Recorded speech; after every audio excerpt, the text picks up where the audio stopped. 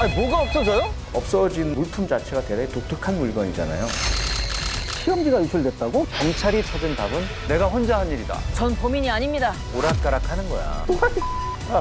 고문에서라도 자백을 좀 받아봐요. 고문을 했어?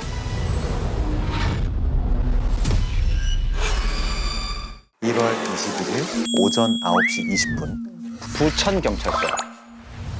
표경위는 지난밤부터 상황실에서 당직을 서고 있었어. 아유 피곤해. 아유 이제 곧 퇴근이다. 하는데 깜짝이야. 신고 전화가 걸려와. 여보세요. 예? 아니 뭐가 없어져요? 그때가 경찰관 3년 차. 새파란 새내기 경찰관이었죠. 이분도 3년 차 할 때가 있으셨구나. 그날도 제가 이제 야간 상황 부실장을 맡고 있는 날이었고 상황실 직원 한 분이 전화를 받으시고 저를 이제 쳐다보시더니 입시 시험지가 도난당했답니다라고 이제 보고를 하시는 거예요. 진짜네. 이상한 사건이잖아요. 이게 무슨 강력 사건도 아닌데 절도 도난 사건인데 없어진 물품 자체가 대단히 독특한 물건이잖아요. 그런 일들은 그 전에도 이후에도 들어본 적이 없습니다. 너무나도 아는 얼굴이. 깜짝 놀랐네. 범죄 심리학자 표창원 소장님. 그때 그 표경위야. 표경위의 인생을 바꾼 사건이 두 개가 있는데 하나는 화성 연쇄 살인 사건이고 또 다른 하나가 오늘의 이 사건이래. 1992년 후기대 시험지 도난. 도난 사건. 사건이 터진 이후 온 나라가 난리가 났지. 우리나라 대학 입시 사상 최악의 경우로 기록될 이번 시험지 도난 사건은 도대체 어떻게 된 겁니까 이거? 저 어쩔 줄 모르겠고요 지금. 당시 수험생 수가 27만 명이 넘어.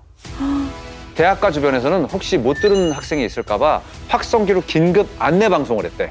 시험지 도둑 맞아서 시험이 연기됐습니다. 알려드립니다. 92학년도 후기대 학력 조사일이 2월 10일 월요일로 변경되었습니다. 그리고 또 지방에서 올라온 학생들이 있잖아. 고향 갈 차표 구하느라 난리가 났대. 왜냐? 빨리 내려가서 책 한 장이라도 더 봐야 되니까. 그렇지. 다급하지? 아, 깝깝해. 그러니까 오늘 하면 되는 건데 그러니까. 이제 늘어나서 또 더 공부를 해야 돼. 그치. 어휴. 자, 그럼 다시 사건으로 돌아가서 도대체 누가 시험지를 훔쳤을까? 먼저 사건이 벌어진 곳은 부천의 한 대학교야. 시험 이틀 전인 1월 20일 오전 성남의 인쇄소에서 시험지 15상자가 출발했어. 교육부 감독관 그리고 경찰을 대동하고 학교 경비과장 김 씨가 운전을 했어. 학교에 도착한 건 점심때쯤. 이 시험지 상자 어디에 보관해야 할까? 뭐 이렇게 금고? 선생님들 있는 쪽에? 글쎄 가장 안전한 곳이 어디지? 그치. 학교에서 가장 안전한 곳. 안전한 곳. 본관 1층에 교무처야. 교무처. 그치. 시험지 상자는 교무처 안쪽에 여기 전산실로 운반됐어. 경찰이 지켜보는 가운데 학교 경비원 그리고 교무처 직원들이 상자를 쌓고 그리고 큰 전지로 이중 포장을 했어. 전지로 이중 포장했지. 자 그리고 전산실 문 잠그고 그렇지 이런 식으로 바깥에서 봉인을 했어. 그날 밤 8시 40분 직원들이 모두 퇴근한 후엔 건물에 있는 출입구들 5곳을 쇠사슬로 걸어 잠갔어. 사실상 건물이 봉쇄된 거지. 철저했네. 응. 어때? 이 정도면 안전해 보여? 뭐 할 수 있는 건 다 한 거 아닌가? 그 정도면. 그렇지. 사실 뭐 보이지. 이후에 공식적으로 학교에 머문 사람은 20대 경비원 이 씨, 40대 경비원 최 씨 2명뿐이야. 이 씨는 학교의 정문 경비, 젊은 사람은 정문. 그리고 최 씨는 본관 경비를 맡았어. 최 씨가 마지막 순찰을 돈 건 새벽 1시. 그때까진 아무 이상이 없었어. 그 후 최 씨는 이 교무처 맞은편에 있는 전화 교환실에서 그리고 이 씨는 그대로 정문 수의실에서 잠이 들었대. 다음 날 오전 7시 40분 최 씨가 다시 순찰을 돌려고 복도를 지나가는데 팔에 뭔가 밟혀. 깜짝이야. 이게 뭐야? 이상한 느낌에 위를 쓱 보는데 아니, 저거 왜 저래? 뭐야? 뭐가 뚫려있나? 와, 상상이 안 되는데. 여기 교무처 출입문 이 위쪽 유리창이 깨져 있어. 그리고 문은 잠겨 있는 상태야. 이게 무슨 상황이다? 누가 들어온 거네. 글로 들어갔다는 얘기네? 그렇지. 누군가 누군가 침입했다. 아, 그러면 이게 틀림없이 깨고 들어왔다. 해가 비상키를 가고 열어보니까 문 열자 보니까 시험지가 바닥에 떨어져 있어요.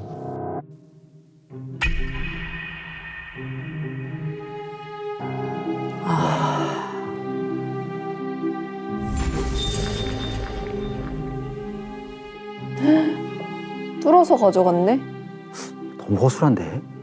시험지 상자가 뭔가 날카로운 무언가에 의해서 구멍이 칼로 이렇게 도려낸 건데? 아예? 아, 근데 응. 보는 나도 응. 뭔가 허탈하고 한데 음. 저때 당시 수험생들은 어떤 마음이었을까? 음. 도대체 어떤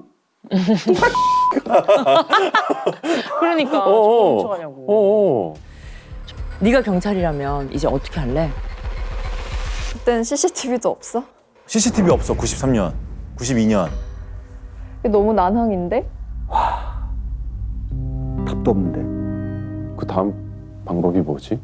경찰이 주목한 건 바로 문이었어. 문. 문이었어. 문? 출입문은 봉쇄된 상태 그대로였어. 그럼 그리고 수상한 게 발견됐어. 지하 1층 외부 벽면에 있는 유리창 하나가 깨져 있는 거야. 경찰 눈엔 그 깨져 있는 그 유리창이 묘하게 좀 부자연스러웠다는 거야. 우선 가장 큰 의문이 밖에서 안으로 침입했다면 파손된 유리창이 안쪽으로 떨어져야 될 텐데 유리창 파편들이 바깥쪽으로 떨어져 있는 부분, 그것이 상당히 이제 의문이었다라는 거.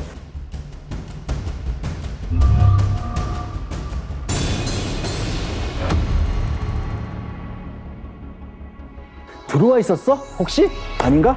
게다가 처음 경비원 최 씨가 교무처에 들어왔을 때 기억나? 깔끔하다고 했지? 깨끗했잖아. 깨끗하다고 했죠.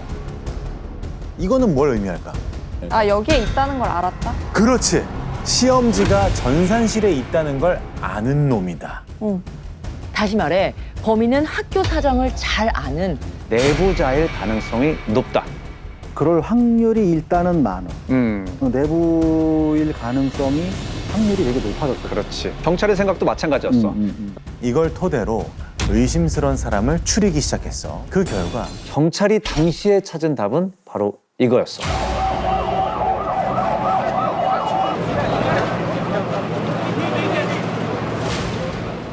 누굴 잡긴 한 거네?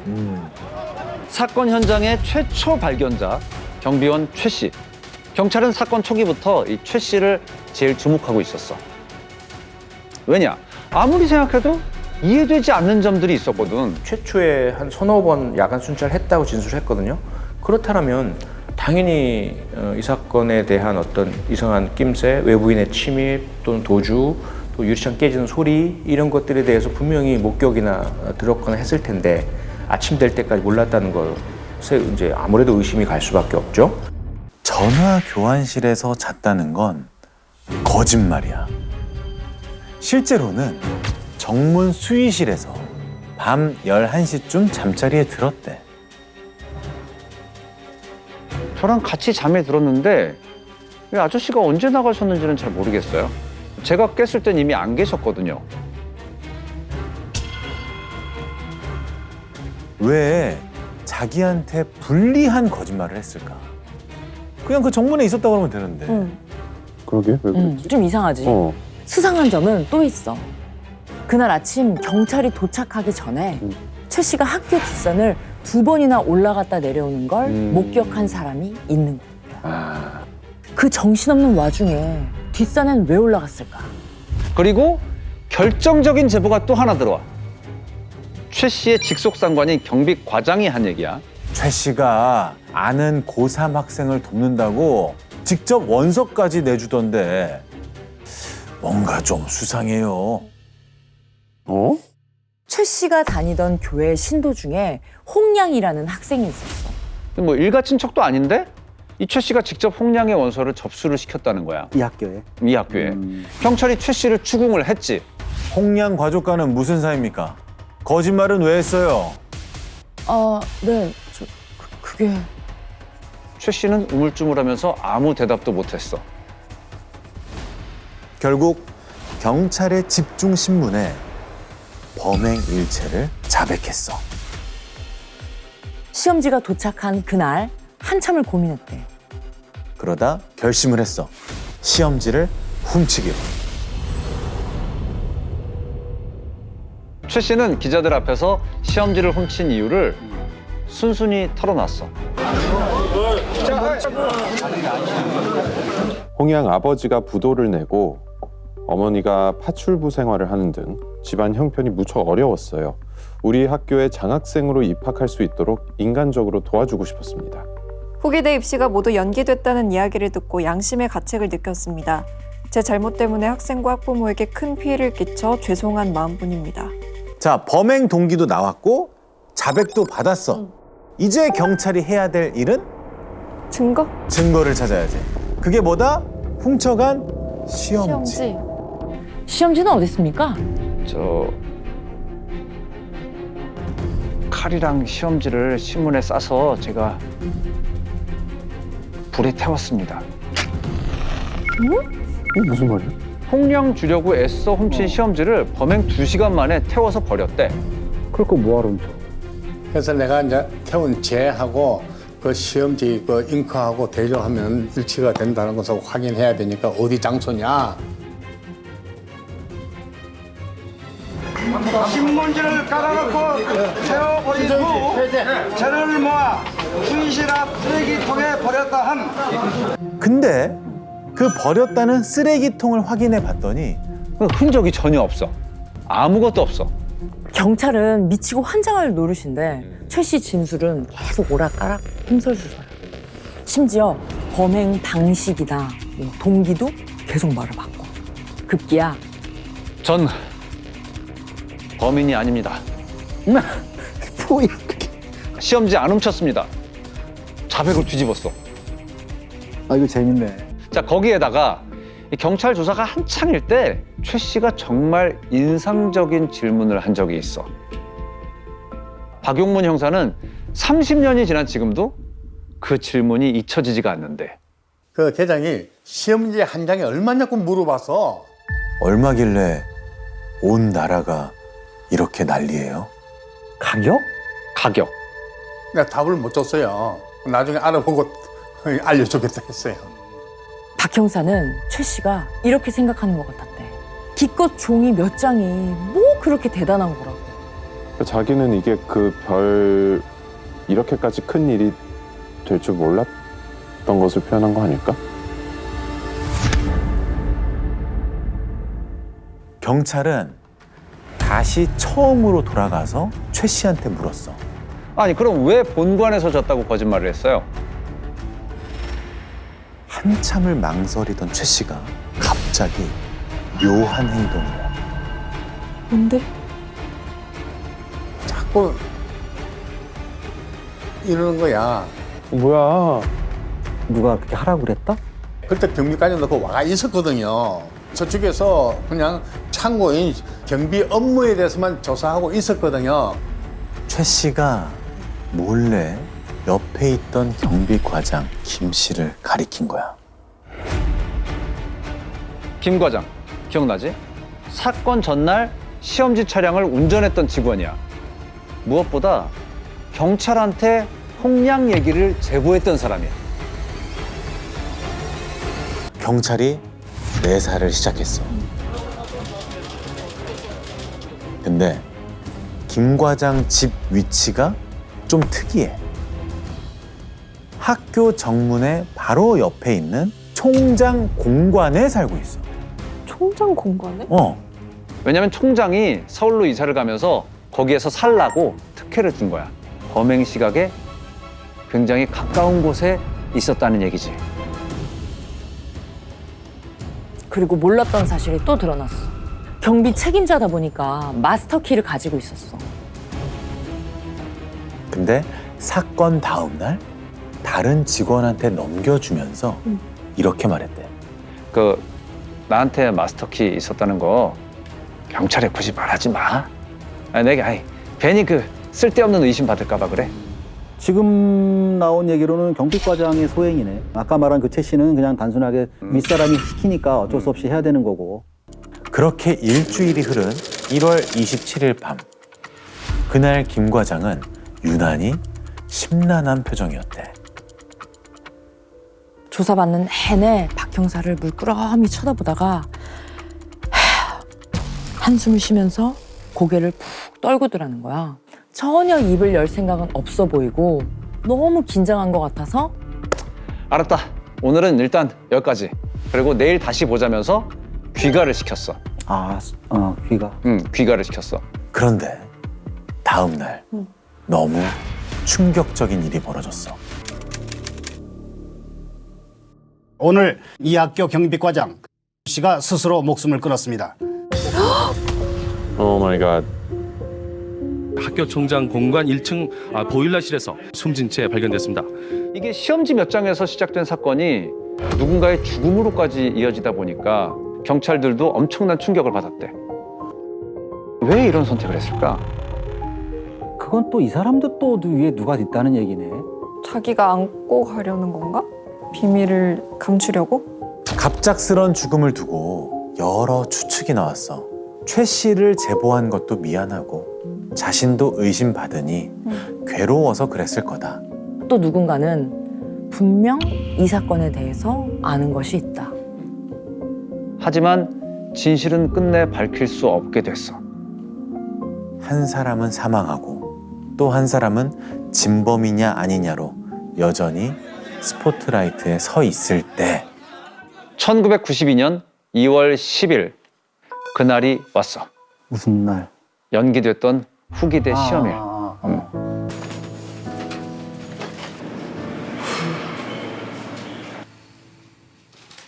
경비원 최 씨는 검찰 수사를 받는 동안에도 계속 진술이 왔다 갔다 했대.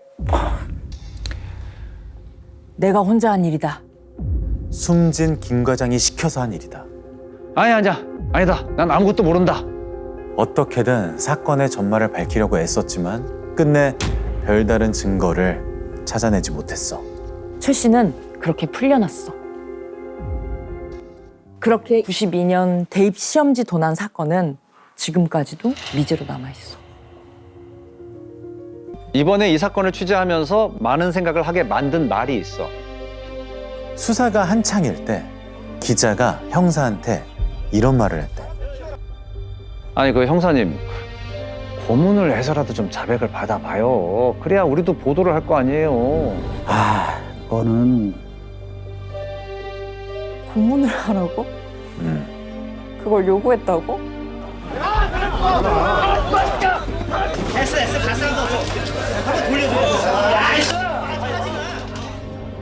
만약 사라진 게 대입 시험지가 아니었어도 과연 그런 생각을 했을까?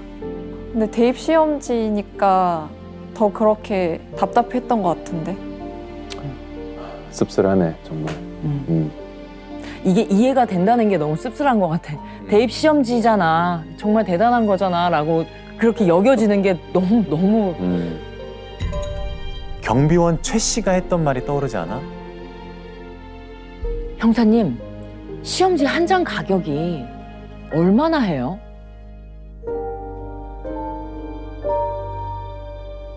글쎄, 이거 참 어려운 질문인데. 비리재단 웬 말이냐? 범죄자는 물러가라. 성적 조작에 강제 찬주금까지. 누가 이런 걸 꾸민 거지? 문제 제기하려면 하세요. 이게 가능한가? 2,000명의 아이들이 운동장에 모여서 힘껏 외쳤어. 학교의 봄은 뭘까? 때는 1993년 11월 서울 서초구에 있는 S고등학교야. 서울대를 100명씩 보낸 적도 있는 강남 8학군의 사립 명문고야. 근데 아이들한테는 기피 대상 1순위. 교칙도 엄하고 공부도 많이 시키기로 유명했거든. 당시 S고 2학년이었던 민근이의 이야기를 들어볼게. 폭력이 너무 난무했기 때문에 폭력이라는 거에 아주 익숙했습니다. 하루 종일 하루도 안 맞았으면 약간 어색한 기분이 드는 적도 있었어요. 오늘 괜찮은데? 불안한데? 오늘 기록 깨나? 안 맞고 집에 가나? 예. 소위 말하는 스카이를 가는 걸로 하면 전국에서 수익권에 들어서 부모님들조차도 거기서 너 3년만 버티면 명문대 가니까 참아라. 이런 게 기류가 팽배했던 것 같습니다. 그날은 11월 전국 모의고사가 있는 날이었어. 자, 민근이는 떨리는 마음으로 1교시 시험을 기다리고 있어. 민근이는 이 시험지를 받자마자 초집중해서 문제를 풀었어. 우등생인 민근이는 시험을 잘 봤을까? 결과는 몰라. 선생님이 이 답안지를 안 걷어간 거야. 당시 전국 모의고사 시스템은 이래. 큰 출판사들이 시험을 주관하고 학교들은 그중 한 곳을 선택해서 시험을 치러. 그리고 이 답지를 걷어서 다시 출판사에 제출을 하면 채점을 해서 성적표까지 제공해 주는 거야. 이 답안지를 안 걷어갔다? 공식 성적표가 나올 수 없잖아. 그거 이상하지? 그 민근이는 시험지를 유심히 살피기 시작했어.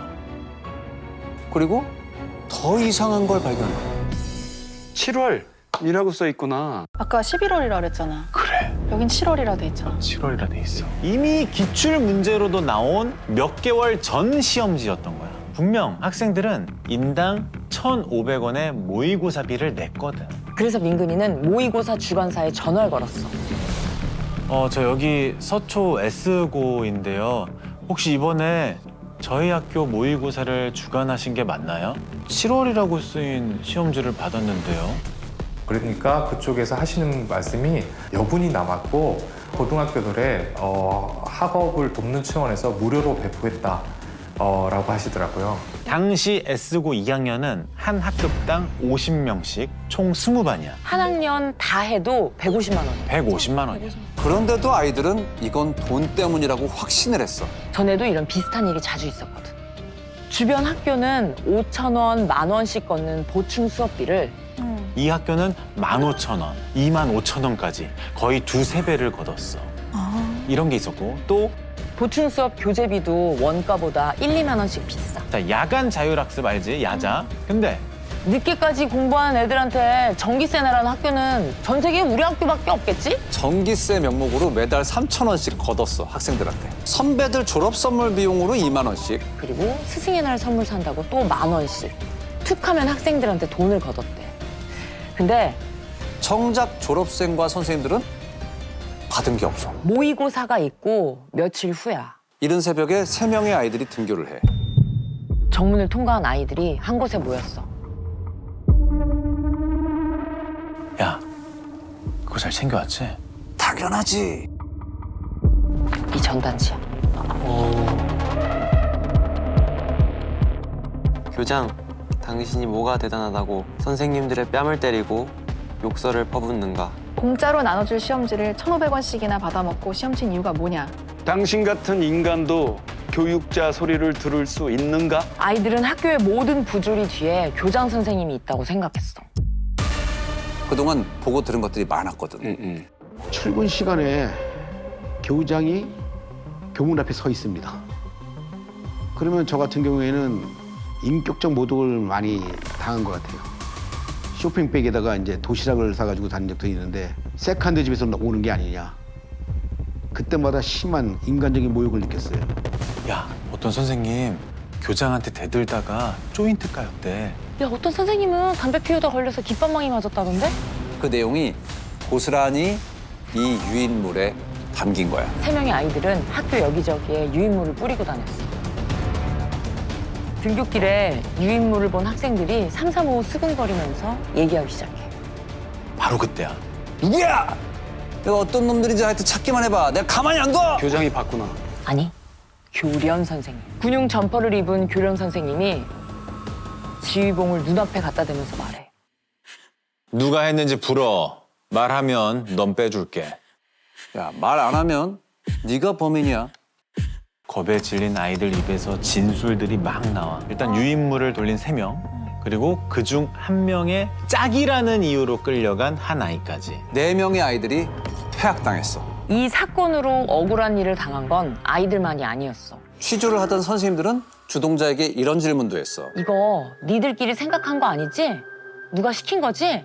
시킨 선생님 이름대 아이들 입에선 어떤 선생님의 이름도 나오지 않았어. 그럼에도 불구하고 다음 학기부터 3명의 선생님들이 수업에서 제외돼. 근데 가만히 있을 순 없잖아. 그렇다고? 내가 왜 이런 부당 대우를 당해야 하는지 의의를 제기할 수 있잖아. 일단 하나, 둘 선생님들이 모이기 시작했어. 교장에게 맞섰다가 불이익을 당한 교사들 위주로 총 8명 정도야. 근데 지금까지 학교의 문제를 알리려는 교사가 없었을까? 교육청에 정식으로 문제를 제기하고 국회, 청와대까지 찾아갔었어. 하지만 매번 검토해보겠다. 뭐 기다려라. 그래서 선생님들은 다른 방법을 강구했어. 언론에 터뜨린 거야. 언론에 터뜨린 거야. 1994년 3월 14일 온 나라가 발칵 뒤집혔어. 담임 선생들한테 압력을 가해가지고 학부형들 통한 찬조금 징수 같은 거, 또 성적을 갖다가 조작시키는 경우. 수상받는 학생들이 9명이 있었습니다.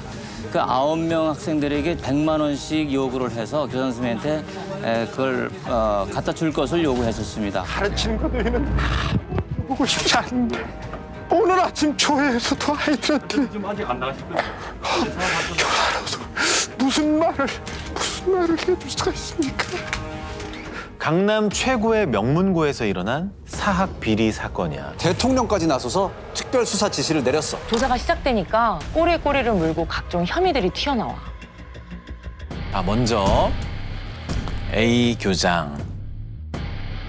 이 교장은 어떤 인물인지 이미 충분히 알겠지. B 교감. 이 B 교감은 교장의 충성스런 2인자야.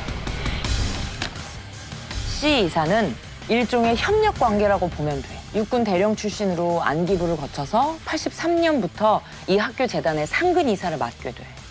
뭐 학교나 교장에게 문제가 생길 때마다 해결사 역할을 했던 걸로 보여. 마지막으로 이 학교의 재단 이사장.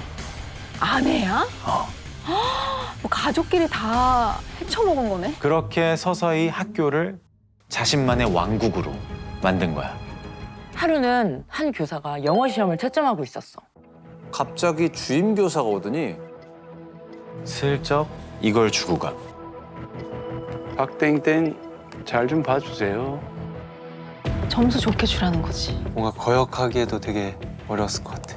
사실 그 당시엔 중학교들도 내신 시험에서 OMR 답안지를 사용했거든? 근데 S고는 아날로그 방식을 고집했어.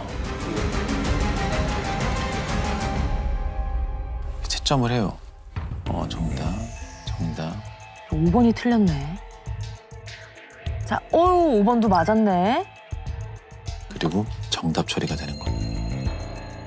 아, 정말 원초적인 방법으로 정답 처리를 해버리네. 심지어 92년 9월엔 교육부가 일체의 찬조금 징수를 금지했거든? 근데 이게 뭐 씨알도 안 먹혀. S고의 찬조금 징수는 계속됐어. 사실은 명분이 없는 돈이에요. 이거는 글자 그대로 불법 찬조금입니다. 돈을 걷는 명분도, 돈을 걷는 방식도 전부 담임 선생님한테 알아서 하라고 한 거야. 그럼 학기 초에 하는 일이 담임은 그 할당량을 채워서 내야 됩니다.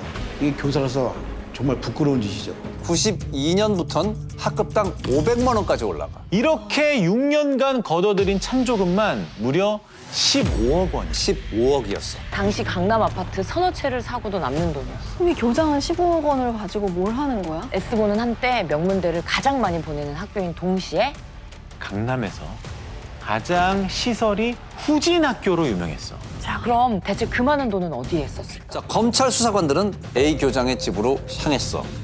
근데 집이 화려해. 커. 대지가 무려 247평. 지하 1층, 지상 2층의 초호화 주택이야. 집이 이거 한 채가 아니야. 미국 뉴욕 인근 로드 아일랜드주에 있는 약 40만 달러짜리 별장이야. 대지가 무려 1,200여 평에 수영장만 33평. 빌딩도 하나 갖고 있었어. 학교 건너편에 14억을 들여서 건물을 지었어. 94년 당시 시세가 50억 원 정도. 94년 밝혀진 교장의 자산은 무려 200억대. 당연히 의혹을 가진 사람들도 생겼겠지. 감사를 나온 적도 있었대. 내신 성적 조작, 불법 찬조금도 일부 적발이 됐어. 그런데 어떻게 했을까? 때 경고! 이거 뭐 징계는커녕 우수 학교 판정이 내려지기도 했대. 관리감독 기관이 비리 세력을 비호해준 셈이야. 그런데 마침내 그 학생들의 전단지와 용기 있는 선생님들의 양심 선언으로 그들의 만행이 온 세상에 알려진 거야. 자, 그렇게 몇 년간 이어진 재판 끝에 교장은 징역 3년, 집행유예 4년을 선고받았어. 너무 약한 것 같은데? 집행유예는 밖에 있는 거잖아. 그렇지. 그 집행을 유예하는 거지. 결국 형을 살지 않은 거잖아. B 교감과 C 이사는 어떻게 됐을까? 둘 다 징역 2년에 집행유예 3년. 하지만 사람들은 그들의 죄가 밝혀졌다는 것만으로도 위안을 삼았다고 해. 학교는 관선 이사들이 파견이 되면서 빠르게 정상화가 됐어. 유인물 사건으로 퇴학당한 네 학생들도 학교로 돌아왔대. 불법 찬조금도 없어지고 성적 처리도 어느 학교보다 투명해. 교사들의 양심 선언 후 6년이 지난 2000년 1월이야. 이 아이의 이름은 조연모. 올해 S고 2학년이 돼. 긍정적이고 적극적인 연무는 학생회에도 들어가고 부학생회장까지 맡았어. 근데 언제부턴가 이상한 얘기가 들려. 야, 너 그 얘기 들었어? 그 비리 이사장이 다시 올 수도 있대. 그런데 얼마 후 이 소문은 현실이 돼. 학교재단 이사로 A 교장의 아내, 누나 등 측근들이 선임된 거야. 새로운 교장 자리에 누가 임명이 됐을까? 바로 B 교감이야. 성적을 조작해서 형사처벌까지 받았던 그 부패 교감. A 교장의 충신이었던 그가 새 교장으로 온다는 거야. 그럼 S고 사람들은 이 소식을 듣고 어떻게 했을까? 먼저 투쟁에 나선 건 선생님들이었어. 양심 선언하던 그 각오로 교육청으로 달려가서 열흘간 항의 시위를 한 거야. 과거의 상처가 고스란히 남은 졸업생들은 후배들을 지키기 위해서 학교 앞 시위에 나섰대. 동문들이 94년 당시 뉴스들을 찾아보고 사태를 파악한 재학생들도 가만히 있을 순 없었어. 아, 저런 게 있었구나 하는 거를 그때 학생들이 처음 알게 되고 이거는 목소리를 내야 된다는 쪽으로 모였죠. 처음으로 집회를 그때 2월 달에 하게 된 거죠. 연무는 태어나서 처음으로 시위라는 걸 하게 돼. 비리재단 웬 말이냐? 범죄자는 물러가라! 2,000명의 아이들이 운동장에 모여서 힘껏 외쳤어. 시 교육감은 A 교장 아내와 측근들의 임원 취임 승인을 철회하는 결정을 내려. 그런데 한 달 후 깜짝 놀랄 만한 소식을 듣게 돼. A 교장의 아내가 소송을 건 거야. 그리고 3개월 만인 2000년 6월 29일. 행정법원의 결정이 내려졌어. 피고가 이사 취임에 법적 하자가 없는 원고들의 전력을 문제 삼아 무조건 퇴진을 요구하며 불법적 실력 행사를 한 교사들에게 굴복, 이사 승인 처분을 취소한 것은 학내 분규를 합리적으로 해결하지 못하고 오히려 공익을 크게 해하는 처분인 만큼 취소돼야 한다고 밝혔다. 재판부가 A 교장 측의 손을 들어준 거야. 이게 세상이 상식대로 흘러가지 않는구나 처음 알게 된 것 같아요. 그때는 퉁쳐서 사회, 법, 어른 이렇게 사고를 하는데 이게 어른들이 진짜 야속하다. 법이라는 게 진짜 되게 불합리하구나 이런 식으로 좀 생각이 됐었죠. 다시 우리가 좀 행동에 나서야겠다라는 게 판단이 섰죠. S고는 또 다시 발칵 뒤집혔어. 학부모들은 비리 재단의 복귀를 반대하는 성명서를 발표하고 학생들은 수업을 거부한 채 운동장에 모였어. 비리재단 몰아내고 S고를 살려내자. 그리고 아무도 없는 교실 칠판엔 이 두 글자만 크게 적혀 있었대. 정의. 맞아. 2000년 7월 8일 오늘도 아이들은 아침부터 운동장으로 하나 둘 모여들어. 어느덧 전교생 2000여 명이 집결했어. 교내에선 학부모들이 모여서 대책회의 중이야. 그런데 그때 안 돼! 안 돼, 얘들아, 안 돼! 밖에서 선생님들이 소리치기 시작해. 아이들이 교문 밖으로 나가려고 하는 거야. 그런데 이미 교문 밖엔 수백 명의 전경들이 깔려 있어. 흥분한 아이들이 전경들과 부딪히면 어떤 사고가 날지 몰라. 행정법원에서 그런 판결을 다시 뒤집어줬으니까 더 강한 게 필요해. 야, 오늘은 진짜 가자, 법원까지 가자 이런 식으로 법원 가자고. 혈기들이 끌어올라가지고 학교 앞으로 이렇게 나갔는데 학생으로서는 처음 보는 광경이 펼쳐진 거죠. 전경들은 길을 다 막고 있고 학생들은 그 안에 다 이제 좀 갇혔다고 해야 되나? 아이들은 무작정 교문과 전경들을 뚫고 나갔어. 그때부터 좀 전략을 바꿨죠. 일부는 옆으로 돌아가지고 나머지는 교대역 쪽 방향으로 해서 돌아서 온 거죠. 이렇게 아이들은 법원으로 향하는 선어 갈래길로 무리를 지어 흩어졌어. 그럼 전경들은 가만히 보고만 있었을까? 또 법원으로 달려가서 무슨 일을 벌일지 모르잖아. 일단 아이들을 무력으로 저지하기 시작했어. 방패로 밀치거나 곤봉을 휘두른 거야. 그 결과 곳곳에서 부상당한 아이들이 속출했어. 심지어 말리려고 끼어든 한 어머니는 머리를 맞아서 머리가 피투성이가 되기도 했대. 그렇게 흩어졌던 아이들이 하나둘 법원 앞에 도착을 해. 그 사이 더 늘어난 경찰 병력은 금세 법원과 아이들을 에웠었어. 그런데 놀랍게도 아이들은 차분하게 자신들의 뜻을 전달했어. 경찰들이 과잉 진압을 해도 우리는 평화적으로 집회를 끝냅시다. 정의는 살아있다. 부패재단 척결하라. 비리재단 비호하는 재판부는 사퇴하라.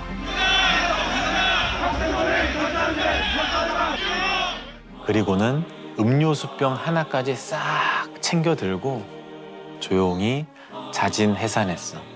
자, 이날 학생들의 법원 시위는 6년 전 선생님들의 양심선언처럼 전 국민의 관심사로 빵 하고 떠올랐어. 그 사이에 재판은 고등법원으로 넘어갔고 선생님들과 학생들, 학부모들은 각자의 방식으로 투쟁을 이어갔어. 자, 드디어 2001년 3월 22일 서울고법의 판결이 내려져. 공정하지 않은 절차로 이사에 선정된 원고들이 형사처벌을 받은 전 교감을 교장으로 임명하고 학생, 교사들의 반목과 갈등을 증폭시켰다. 원고들의 재단 복귀로 재학생들이 수업 거부를 하는 등 사태가 악화됐고 교육 정상화가 불가능한 상태에 빠졌다. 학교 법인의 설립 목적을 달성할 수 없는 상태에서 임원 취임의 승인을 취소한 것은 정당하다. A 교장 일가가 패소한 거야. 몰락했네.